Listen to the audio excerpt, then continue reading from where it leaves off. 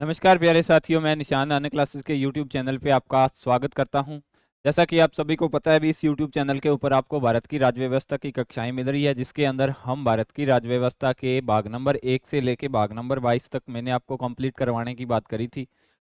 एक अनुच्छेद से लेके 395 अनुच्छेद तक, एक से लेके कहाँ तक करने की बात हुई थी हमारी, 395 तक करने की बात हुई थी। तो एक से शुरू किया था और आज ये 231 तक पहुंच चुके हैं। ठीक है, 231 को आज फिनिश कर देंगे। तो सबसे पहले इसके अंदर भाग नंबर 6 कर रहे हैं और 231 तक। कल हमने पढ़ा था 224 तक कवर कर लिए थे, आज 225 से लेके 231 तक की बारी है। तो देखते हैं 231 के अंदर क्या दे रखा है इसने। 225 225 उच्च न्यायालयों के क्षेत्राधिकार और अधिकारिता। देखो, कल हमारा जो टॉपिक चल रहा था उच्च न्यायालय का चल रहा था। मैंने आपको बताया था भी उच्च न्यायालय हर एक राज्य के अंदर एक एक उच्च न्यायालय होता है। कोई जरूरी नहीं है भी एक राज्य के अंदर, या ऐसा भी हो सकता है भी दो या दो से अधिक राज्यों के अंदर भी एक उच्च न्यायालय हो सकता है, या दो राज्य प्लस यूनियन टेरिटरी या केंद्र शासित प्रदेश को मिला के भी उच्च न्यायालय बनाया जा सकता है। तो ये सब बनाने की जिम्मेदारी किसकी होती है? देश की संसद की जिम्मेदारी होती है ये सब करने की। ठीक है, ये सब करने की जिम्मेदारी किसकी होती है? देश की संसद की जिम्मेदारी होती है। तो पहले क्या था? पहले ये था भी एक राज्य के अंदर एक ही उच्च न्यायालय होगा, एक राज्य और एक हाई कोर्ट, ये कंडीशन थी पहले। लेकिन सातवां संविधान संशोधन 1956 के अंदर किया गया, उसके अंदर ये प्रावधान कर दिया गया। क्या कर दिया गया भी? दो या दो से अधिक राज्यों का एक ही उच्च न्यायालय हो सकता है। उदाहरण के लिए आप पंजाब, चंडीगढ़ और हरियाणा, तीनों का, पंजाब और हरियाणा क्या है? स्टेट है, और चंडीगढ़ क्या है? केंद्र शासित प्रदेश है। तो तीनों का एक ही उच्च न्यायालय ना। तो ये सब बातें हमने कल पढ़ ली थी। नियुक्ति कौन करता है उच्च न्यायालय के मुख्य न्यायाधीशों की? राष्ट्रपति प्लस उस राज्य का राज्यपाल और मुख्य न्यायाधीश, तीनों मिलकर इनकी नियुक्ति करते हैं। वेतन क्या कुछ दिया जाता है, वो सारी की सारी बातें मैंने आपको कल की क्लास के अंदर बता दी थी। तो आज 225 के अंदर इन्होंने दे रखा है उच्च न्यायालय के क्षेत्राधिकार। पहले पॉइंट के अंदर दे रखा है राज्य के उच्च न्यायालय की अधिकारिता राज्य क्षेत्रीय सीमाओं तक ही होती है। इस चीज का क्या मतलब निकलता है भी? जैसे राजस्थान है, तो राजस्थान का जो हाई कोर्ट है ना, तो राजस्थान के हाई कोर्ट की पावर राजस्थान के भौगोलिक क्षेत्र के अंदर ही रह जाएगी। ऐसा नहीं है भी आप राजस्थान का हाई कोर्ट और आप अपने हाई कोर्ट के अंदर सुनवाई कर रहे हो हरियाणा के किसी मुकदमे की। ठीक है, ऐसा नहीं होता। आपका अधिकार क्षेत्र आपकी भौगोलिक सीमा तक ही सीमित रह जाता, आप अपनी भौगोलिक सीमा से बाहर नहीं जा सकते, पहली कंडीशन। दूसरी कंडीशन के अंदर इन्होंने दे रखा है उच्च न्यायालय के क्षेत्राधिकार एवं उसकी शक्तियों का निर्धारण कौन करता है? संसद करती है। पहली कंडीशन ये है भी इनकी भौगोलिक सीमा के अंदर अंदर ही इनकी शक्ति होगी। और दूसरा, इनकी शक्तियों के बारे में बताता कौन है भी? आपका ये क्षेत्राधिकार है, आप इस लिमिट के अंदर रह के काम कर सकते हो। ये सारी बातें इनको कौन बताता है? ये सारी बातें इनको बताई जाती है संसद के द्वारा। किसके द्वारा बताई जाती है? देश की संसद के द्वारा बताई जाती है। ठीक है, 225 समझ में आ गया होगा। पहला इनका क्षेत्राधिकार बताया गया भी आपकी लिमिट इतनी है, आप इस भौगोलिक क्षेत्र तक अपना कार्य कर सकते हो। और दूसरा, इनको बताया किसके द्वारा जाता है? इनकी शक्तियों का निर्धारण कौन करता है? तो संसद, देश की संसद इनकी शक्तियों का निर्धारण करती है। सेकंड, 226 के अंतर्गत क्या दे रखा है? कतिपय रिट याचिका जारी करने की उच्च न्यायालय की शक्ति। रिट याचिका का क्या मतलब होता है? सुप्रीम कोर्ट और हाई कोर्ट के पास ये क्षेत्राधिकार होते हैं कि वो 5 प्रकार की रिटें जारी कर सकती है। कितने प्रकार की? 5 प्रकार की रिटें जारी कर सकती है सुप्रीम कोर्ट और हाई कोर्ट। उच्च न्यायालय द्वारा मूल अधिकारों के उल्लंघन के मामले में 5 प्रकार की रिटें जारी कर सकती है। देखो, कभी भी किसी भी व्यक्ति के मूल अधिकारों का जब हनन होगा ना, तो हनन होते समय उच्च न्यायालय होता है जो उस राज्य का, वो 5 प्रकार की रिटें जारी कर सकता है। कौन कौन सी है वो 5 प्रकार की रिटें? एक तो बंदी प्रत्यक्षीकरण, दूसरा परमादेश, तीसरा अधिकार परीक्षा, और चौथा प्रतिषेध, और पांचवा है उत्प्रेक्षण। ये 5 प्रकार की रिटें हैं। इन सब के बारे में आगे डिटेल के अंदर जानते हैं। तो सबसे पहले बंदी प्रत्यक्षीकरण को देखते हैं, इसके अंदर क्या दे रखा है। ठीक है, हाईकोर्ट को उन व्यक्तियों के विरुद्ध रिट जारी करने की शक्ति प्राप्त है जिन्होंने विधि के विरुद्ध कोई कार्य संबंधी उच्च न्यायालय की अधिकारिता वाले राज्य में किया हो। यानी हाईकोर्ट है जो उन व्यक्तियों के लिए रिट जारी कर सकती है, जो मैंने आपको 5 प्रकार की रिटें जारी करने के लिए बात बताई है ना, उन व्यक्तियों के विरुद्ध रिट जारी कर सकती है जिन्होंने विधि के विरुद्ध यानी कानून के विरुद्ध जाके कोई कार्य किया और संबंधित उच्च न्यायालय की अधिकारिता वाले राज्य के अंदर ही किया हो। ठीक है। जैसे राजस्थान के अंदर कोई भी कांड होता है तो राजस्थान की जो हाई कोर्ट है तो वो क्या कर सकती है, वो रिट जारी कर सकती है। 2 नंबर, उच्चतम न्यायालय की रिट अधिकारिता संवैया एक मूल अधिकार है। संवैया का क्या है, एक मूल अधिकार है उच्च न्यायालय का, अनुच्छेद 32 के तहत। जबकि उच्च न्यायालय का रिट जारी करने का अधिकारिता एक संवैधानिक अधिकारिता है। ये देख लेना, उच्चतम न्यायालय रिट जारी कर सकती है अनुच्छेद 32 के अकॉर्डिंग। किसके अकॉर्डिंग, 32 के। लेकिन उच्चतम न्यायालय रिट जारी कर सकता है 226 के अकॉर्डिंग। ये दोनों के दोनों अनुच्छेद आप याद कर लेना, इंपॉर्टेंट है। अगर आपके मौलिक अधिकारों का हनन हो रहा है तो आप सुप्रीम कोर्ट में अनुच्छेद 32 के अकॉर्डिंग जा सकते हो और सीधे हाई कोर्ट में जा सकते हो 226 के अंतर्गत। वैसे हाई कोर्ट और सुप्रीम कोर्ट के अंदर जाना बहुत ही घंटे की दार होती है। ठीक है, छोटे छोटे मामले नहीं जाते हाई कोर्ट और सुप्रीम कोर्ट के अंदर, बड़े बड़े मैटर जाते हैं। तो अगर आपके मूल अधिकारों का हनन हो सकता है तो मूल अधिकार एक छोटी मोटी चीज नहीं है, बहुत बड़ी चीज हो जाती है। तो आप जा सकते हो 32 के अकॉर्डिंग और 226 के अकॉर्डिंग। 32 के अकॉर्डिंग तो आप सुप्रीम कोर्ट जाओगे और 226 के अकॉर्डिंग कहाँ पे जाओगे, आप हाई कोर्ट के अंदर जा सकते हो। उच्चतम न्यायालय को रिट संपूर्ण भारत में मान्य होती है, यानी जो सुप्रीम कोर्ट होता है उसके द्वारा जारी की गई रिट संपूर्ण भारत में लगेगी। जबकि उच्च न्यायालय की रिट राज्य के क्षेत्रीय सीमाओं में ही मान्य होगी। जो उच्च न्यायालय रिट जारी करेगा वो राज्य की सीमाओं के अंदर ही मान्य होती है। संपत्ति का अधिकार वर्तमान में वैधानिक अधिकार है, अतः संपत्ति के अधिकार की रक्षा के लिए उच्च न्यायालय रिट जारी कर सकता है। कौन सा न्यायालय कर सकता है, उच्च न्यायालय रिट जारी कर सकता है, लेकिन उच्चतम न्यायालय जारी नहीं कर सकता। संपत्ति के अधिकार के लिए अगर रिट जारी करनी है तो ये अधिकार सिर्फ और सिर्फ हाई कोर्ट का होता है, सुप्रीम कोर्ट का नहीं होता। क्योंकि जो सुप्रीम कोर्ट रिट जारी करेगा वो मूल अधिकारों के प्रति करेगा, लेकिन हाई कोर्ट करेगी वो संवैधानिक या वैधानिक अधिकार होंगे ना, उनके लिए भी कर सकती है। ठीक है, इसके बाद में नेक्स्ट स्लाइड के अंदर देखते हैं जो 5 प्रकार की रिटें जारी कर सकती है। उसके अंदर बंदी प्रत्यक्षीकरण। बंदी प्रत्यक्षीकरण हैबियस कॉर्पस, इसका क्या अर्थ होता है, शाब्दिक अर्थ होता है इसका निरुद्ध या बंदी। ठीक है, किसी व्यक्ति को बंदी बनाया जाता है ना तो उसके लिए होता है व्यक्ति को सहशरीर न्यायालय के समक्ष उपस्थित किया जाए और बंदी बनाए जाने का कारण बताया जाए। ये उन अधिकारियों के लिए होते हैं जो अधिकारी किसी व्यक्ति को बंदी बना के लेके जाते हैं और हाईकोर्ट उनको ये बताता है, हाईकोर्ट क्या बताता है, हाईकोर्ट उनको ये बताता है भी आपने उनको बंदी तो कर लिया, लेकिन उसको 24 घंटे के भीतर भीतर, कितने घंटे का टाइम दिया जाता है, 24 घंटे के भीतर आपको उस व्यक्ति को न्यायालय के समक्ष पेश करना होगा। और न्यायालय के समक्ष पेश करने के बाद में आप क्या कर सकते हो, न्यायालय आपसे उसके बंदी बनाने का कारण जानेगा। ठीक है, तो आपको कारण बताना पड़ेगा ताकि न्यायालय वैधता अवैधता का निर्धारण कर सके। ये चीज होता है बंदी प्रत्यक्षीकरण, जो सुप्रीम हाईकोर्ट के द्वारा पहली रिट जारी की जाती है। 2 नंबर होती है परमादेश यानी पेंडेशन। इसका शाब्दिक अर्थ है हम आदेश देते हैं, यानी सुप्रीम कोर्ट अपने अधिकारियों को देता, हाई कोर्ट अपने अधिकारियों को कहता है भी मैं आदेश देता हूं कि अपने कर्तव्यों का पालन कीजिए। अपने छोटे अधिकारियों को हाई कोर्ट के द्वारा ये आदेश दिया जाता है भी हम आदेश देते हैं कि अपने कर्तव्यों का पालन कीजिए। यह रिट न्यायालय द्वारा किसी भी प्राधिकारी अधिकारी सरकार या न्यायिक निकायों के विरुद्ध जारी की जा सकती है जो लोक कर्तव्य या कानूनी दायित्व का पालन करने से इनकार करते हैं।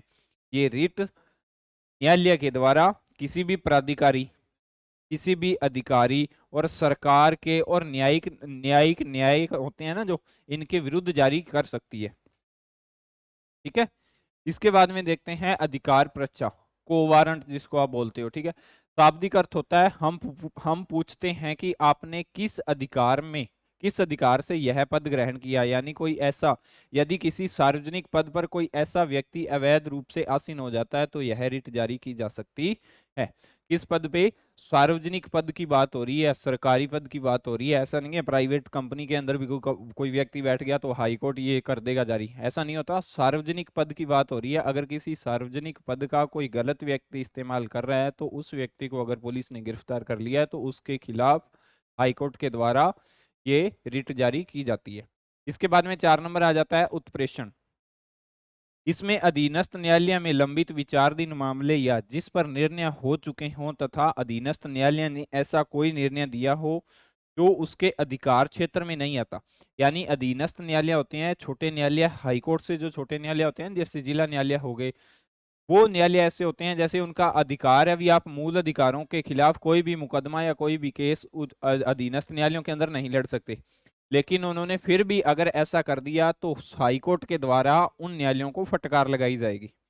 ठीक है, तो उच्च न्यायालय ऐसे मामलों को पुनरीक्षित हेतु अपने पास मंगवाने के लिए उत्प्रेषण की रीट जारी करता है। यानी अगर जिस न्यायालय की शक्ति नहीं है, उस न्यायालय ने कोई भी ऐसे मामले पर अपना फैसला सुना दिया है, तो ये बात बाद में हाईकोर्ट को पता चलती है, तो हाईकोर्ट उत्प्रेक्षण की क्या करेगा, रिट जारी करेगा, और इसके इसके अंदर जाके हाईकोर्ट उस मामले की दोबारा से जांच कर सकता है। ठीक है, इसके बाद में आ जाता है प्रतिषेध। ठीक है, इसका शाब्दिक अर्थ होता है मना करना। उच्च न्यायालय अधीनस्थ न्यायालयों को किसी मामले की सुनवाई करने से मना कर सकता है। यानी उच्च न्यायालय होता है वो अपने अधीनस्थ न्यायालयों को क्या कर सकता है, किसी भी मामले की सुनवाई करने से मना कर सकता है। ये 5 प्रकार की रिटें थी, आपको इन पांचों प्रकार की रिटों के बारे में पता होना चाहिए। कौन कौन सी थी 5 प्रकार की रिटें? बंदी प्रत्यक्षीकरण, परमादेश, अधिकार परीक्षा और प्रतिषेध और उत्प्रेक्षण। ठीक है, इसके बाद में अनुच्छेद नंबर 227 के अंतर्गत क्या दे रखा है, उच्च न्यायालयों की अधीक्षण की शक्ति। ठीक है, उच्च न्यायालय के अधीनस्थ न्यायालयों और न्यायाधिकरणों अधीनस्थ का अधिकार है। साथ ही उच्च न्यायालयों द्वारा संसद तथा राज्य विधानमंडल द्वारा बनाए गए किसी ऐसे कानून को असंवैधानिक घोषित किया जा सकता है जो संविधान के प्रावधानों के विरुद्ध हो। यानी इस चीज का क्या मतलब निकलता है, जब देश की संसद या राज्य का विधानमंडल कोई ऐसा कानून बना दे, कैसा कानून बना दे, कोई ऐसा जो असंवैधानिक कानून घोषित किया जा चुका हो या संविधान के प्रावधानों के विरुद्ध हो, तो उस कानून को पूरी तरह से खत्म करने का अधिकार हाई कोर्ट का भी होता है और सुप्रीम कोर्ट का भी होता है। तो ये बात कहाँ पे बोली गई है, ये बात बोली गई है 227 के अंतर्गत। ठीक है, के बाद में 228 के अंतर्गत उच्च न्यायालयों में कतिपय मामलों के इसका स्थानांतरण। यदि उच्च न्यायालयों का यह समाधान हो जाता है कि उसके अधीनस्थ किसी न्यायालय में लंबित किसी मामले में इस संविधान के निर्वाचन के बारे में विधि का कोई साधारण प्रश्न आता है जिसका अवधारण मामले के निपटारे के लिए आवश्यक है, तो वह उस मामले को अपने पास मंगा लेगा। यानी अगर उच्च न्यायालय को यह समाधान हो जाता है कि अधीनस्थ यानी उसके छोटे न्यायालय के पास में कोई ऐसा मामला लंबित है जिस मामले के बारे में वो न्यायालय कोई भी फैसला नहीं सुना सकता, या विधि का कोई साधारण प्रश्न आता है तो जिसका अवधारणा मामले से निपटारे के लिए आवश्यक है, तो उस मामले के पास उस मामले को अपने पास कौन मंगा सकता है, हाई कोर्ट मंगा सकता है, और मामले को समय निपटा सकेगा। कौन निपटा सकेगा फिर मामले को? समय हाईकोर्ट निपटा सकता है 228 के अंतर्गत, और निर्णय की प्रतिलिपि अधीनस्थ न्यायालय को लौटा देगा। निर्णय की प्रतिलिपि क्या करेगा, अधीनस्थ न्यायालयों को लौटा देगा। सीधा सा इसका ये मतलब निकलता है कि जो अधीनस्थ न्यायालय होते हैं उनके पास में कोई ऐसा मामला आ जाता है जो काफी समय से पेंडिंग पड़ा है या लंबित पड़ा है, तो उच्च न्यायालय 228 के अंतर्गत उस मामले को अपने पास बुला सकता है और उस मामले की जांच कर सकता है, और जांच करने के बाद में जो उच्च न्यायालय के द्वारा निर्णय लिया जाएगा उस निर्णय की प्रतिलिपि किसको भेजेगा, वो अधीनस्थ न्यायालयों को भेजेगा। उच्च न्यायालय अपने अधीनस्थ न्यायालयों में लंबित वाद विवाद को किसी अन्य अधीनस्थ न्यायालय में स्थानांतरित भी कर सकता है। ठीक है, अन्य अधीनस्थ न्यायालय में भी क्या कर सकता है, स्थानांतरित कर सकता है। 229 उच्च न्यायालय के पदाधिकारी तथा सेवक संघ एवं उच्च न्यायालय का व्यय। प्रत्येक उच्च न्यायालय के मुख्य न्यायाधीश को यह शक्ति दी गई है कि वह न्यायालय के अधिकारियों और कर्मचारियों की नियुक्ति कर सकता है। किसकी नियुक्ति कर सकता है? एक तो अधिकारियों की और दूसरी कर्मचारियों की नियुक्ति कर सकता है। ठीक है, उच्च न्यायालय के अधिकारियों और सेवकों की सेवा शर्तों का निर्धारण मुख्य न्यायाधीश द्वारा किया जाएगा। कौन से मुख्य न्यायाधीश?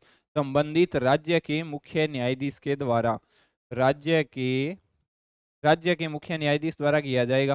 ठीक है, परंतु वेतन और भत्ते, पेंशन, छुट्टी संबंधी नियमों में राज्यपाल का अनुमोदन की आवश्यकता होती है। आप कानून बना सकते हो, यह अधिकार आपके पास है, लेकिन जब उन अधिकारियों और कर्मचारियों को वेतन और भत्तों की बात आएगी, उनकी पेंशन की बात आएगी, उनकी छुट्टी की बात आएगी, तो संबंधित नियमों में, यानी इन 3 कामों के खिलाफ अगर आपको नियम बनाने हैं तो आपको राज्यपाल से अनुमोदन की आवश्यकता पड़ेगी।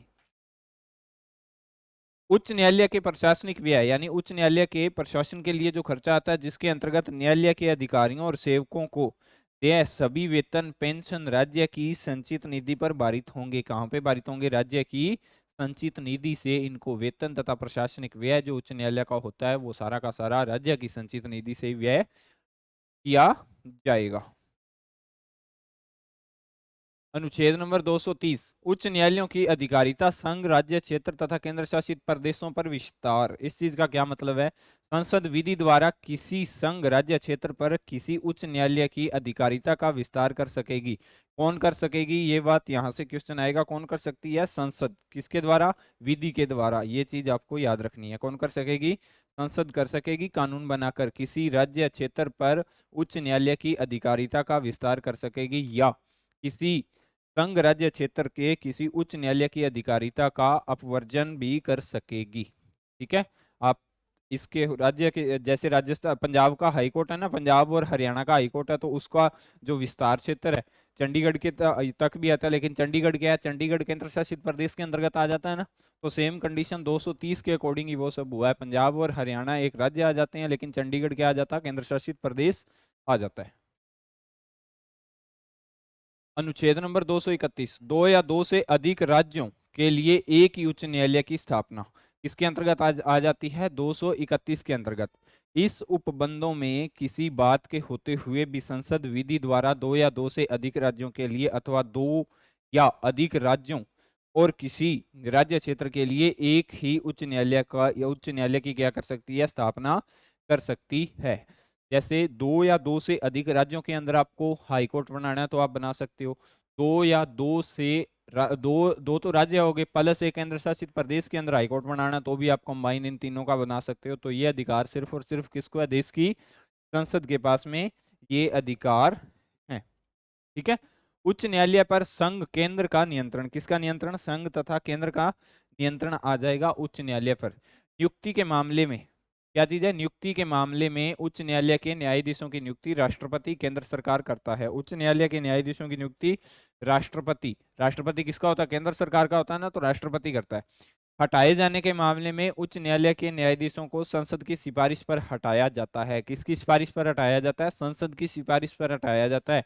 और यहाँ पे सबसे ज्यादा डाउट होता है भी, उच्च न्यायालय राज्य के अंदर होता है, तो जब इनके न्यायाधीशों को हटाया जाएगा तो विधानमंडल कानून बनाएगा। लेकिन यहाँ पे ये चीज के अंदर जो डाउट है इसको आज खत्म कर लेना। उच्च न्यायालय का हो चाहे वो उच्चतम न्यायालय का न्यायाधीश हो, हटाने का काम कौन करेगा? संसद के द्वारा ही किया जाएगा, विधानमंडल के द्वारा नहीं किया जाएगा। स्थानांतरण के मामले में उच्च न्यायालय के न्यायाधीशों का स्थानांतरण राष्ट्रपति करता है। कौन करता है? राष्ट्रपति। यानी एक राज्य से आपका, एक राज्य का जो मुख्य न्यायाधीश है वहां से उठा के उसको दूसरे राज्य का मुख्य न्यायाधीश बनाना, तो ये काम भी किसका हो जाएगा? ये काम भी देश का राष्ट्रपति ही करता है। आयु संबंधी मामले में उच्च न्यायालय के किसी अधीनस्थ आयु, किसी न्यायाधीश की आयु के बारे में प्रश्न उठता है तो उसका अंतिम निर्णय कौन करेगा? अंतिम निर्णय राष्ट्रपति के द्वारा किया जाएगा। यानी कई बार इनकी जो क्राइटेरिया होता है, आप आयु आपकी छोटी है या आयु आपकी बड़ी है, तो वो सब कंडीशन के अंदर अंतिम फैसला कौन ले सकता है? अंतिम फैसला ले सकता है देश का राष्ट्रपति। इसके बाद में उच्च न्यायालय की स्वतंत्रता के बारे में, यानी उच्च न्यायालय की क्या कुछ स्वतंत्रता दे रखी है। उच्च न्यायालय के न्यायाधीशों की नियुक्ति कॉलेजियम की सिफारिश पर की जाती है जो राजनीतिक हस्तक्षेप से दूर है। ठीक है, पहली कंडीशन। 2 नंबर, सामान्यतः उच्च न्यायालय के न्यायाधीशों को पद से हटाने की प्रक्रिया बहुत ही जटिल होती है। पद से हटाने की प्रक्रिया क्या होती है? बहुत ही जटिल होती है, और यह साधारण बहुमत के द्वारा नहीं हटाए जा सकते। ठीक है। न्यायाधीशों को 62 वर्ष की आयु तक कार्य करने की सुरक्षा दी जाती है। कहाँ तक की दी जाती है? 62 वर्ष की आयु तक कार्य करने की सुरक्षा प्रदान की जाती है। वित्तीय आपात जो अनुच्छेद 360 के अंतर्गत लगाया जाता है राष्ट्रपति के द्वारा, की स्थिति को छोड़कर उच्च न्यायालय के न्यायाधीशों के वेतन वे अलाभकारी परिवर्तन किया जा सकता है। यानी आपका जब देश के अंदर वित्तीय आपात होगा, वित्तीय आपात की घोषणा होगी तो सिर्फ राष्ट्रपति की सैलरी के अंदर कोई प्रभाव नहीं पड़ेगा, बाकी जितने भी पदाधिकारी हैं उन सबकी सैलरी के अंदर कटौती की जा सकती है। ठीक है। और उच्च न्यायालय का एक अभिलेख न्यायालय होगा। ये बात मैंने आपको कल भी करवाई थी भी, उच्च न्यायालय का अभिलेख न्यायालय, कल की क्लास के अंदर देख लेना क्या होता है अभिलेख न्यायालय, अच्छे से समझा रखा है।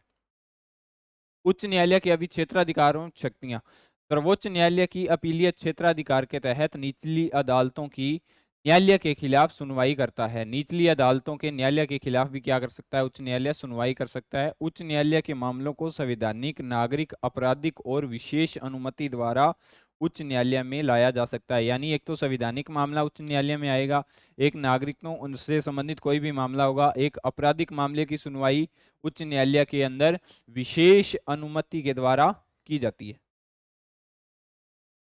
मूल क्षेत्राधिकार क्या होता है, उनकी न्यायिक क्षमता में बॉम्बे, कलकत्ता और मद्रास के उच्च न्यायालयों के पास मूल और अपीलीय क्षेत्राधिकार दोनों हैं। यानी आपके पास क्या है, मूल अधिकार भी है और अपीलीय क्षेत्राधिकार भी हैं, दोनों ही हैं। जबकि अन्य उच्च न्यायालयों के पास ज्यादातर अपीलीय क्षेत्राधिकारी होते हैं।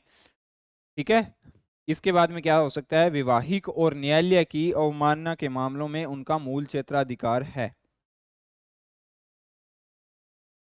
इसके बाद में मूल अधिकार पढ़ लिया। इसके बाद में अपीलीय क्षेत्राधिकार क्या क्या हो सकते हैं, अपील की अदालतों के रूप में सभी उच्च न्यायालय अपने अधीनस्थ न्यायालयों के साथ साथ अपने समय के नागरिकों यानी राज्य के नागरिकों तथा आपराधिक गतिविधियों या आपराधिक मामलों में अपील पर विचार करते हैं। कौन कौन से, एक तो आपके नागरिक और दूसरा आप आपराधिक गतिविधियों पर नियंत्रण करने के लिए आप उन मामलों की क्या कर सकते हैं, जांच कर सकते हैं। हालांकि देश के सशस्त्र बलों से संबंधित कानूनों के तहत स्थापित न्यायाधिकरणों पर उनका कोई अधिकार क्षेत्र नहीं होगा। देश के अंदर जब भी क्या होगा, देश के अंदर सशस्त्र बलों पर कोई भी कानून या कोई भी सुनवाई उच्च न्यायालय के अंदर नहीं की जा सकती। ये कहाँ की जा सकती है, देश के सुप्रीम कोर्ट के अंदर की जा सकती है।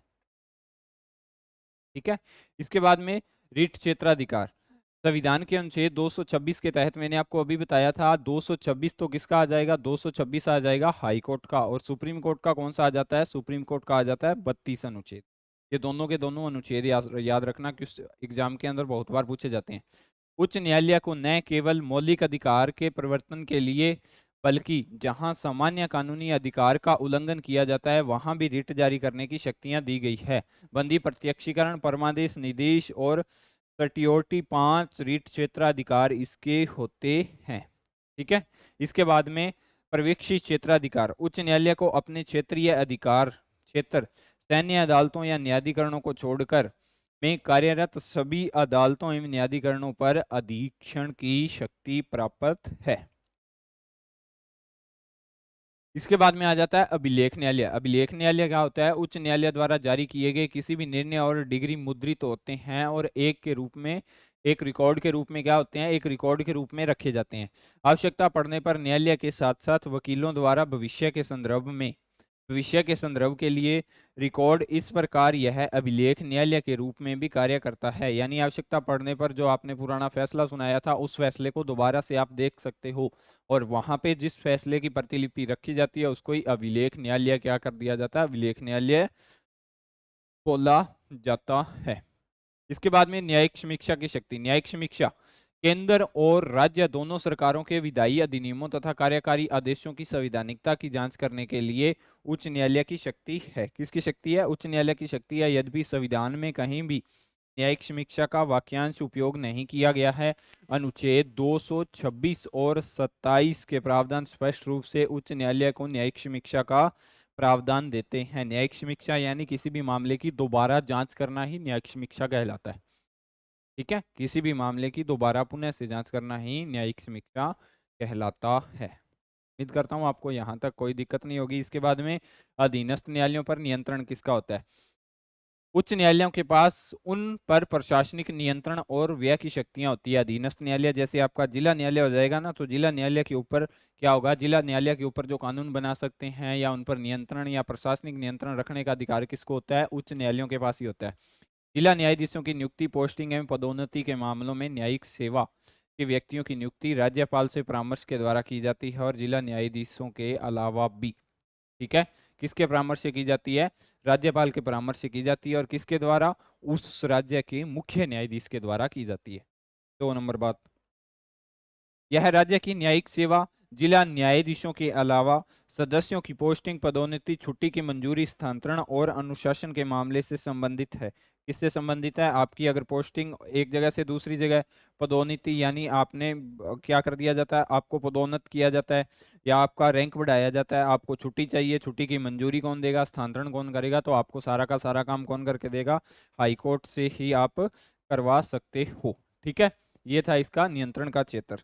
इसके बाद में, ये थी आज की आपकी क्लास। इसके बाद में एक चीज और, हमारा जो नाना क्लासेस का प्ले स्टोर के ऊपर आपको ऐप मिलेगा। ऐप के अंदर विभिन्न प्रकार की टेस्ट सीरीजों का आयोजन किया जा रहा है, जिसके अंदर PTI second grade, PTI first paper की हो रही है, रीट L1 की हो रही है, कॉलेज व्याख्याता की हो रही है, कृषि पर्यवेक्षक की टेस्ट सीरीज चल रही है, सूचना सहायक की चल रही है, सैंगणक भर्ती परीक्षा की चल रही है, और राजस्थान जिला दर्शन की नवीनतम आंकड़ों के साथ 53 जिले और क्या है 11 जो संभाग बने हैं ना, उन सब की।